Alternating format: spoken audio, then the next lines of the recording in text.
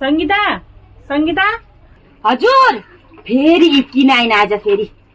एक कप चिनी पैसा देऊ न, घरमा पाहुना आएका छन् कि चिनी खत्तम भएको रहेछ, चिया बस्न लागेको त। छिटो ल्याउ त एक कप चिनी। खै ल्याउनु क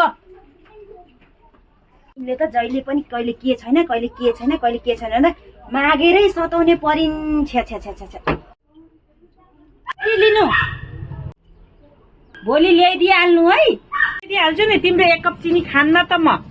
ए होइन के दिदी, बिर्सिनुहुन्छ भनेर पो भनेको त।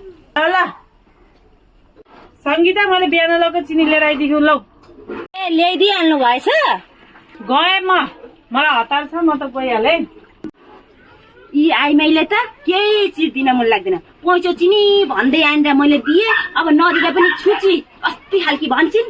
पैँचो त जति लगेको त्यति पो ल्याइदिन पर्छ त। मैले दिने बेला चाहिँ झुसी पारेर दिएँ, अहिले ल्याउने बेलामा आधा ल्याइछिन्। बरु भएन भने अलिकति धेरै पो ल्याउन पर्छ त। पैँचो सामान पनि यस्तो गर्ने। कस्तै खालकी आइमे छुच्ची आइमे, बरु उही छुची छिन्।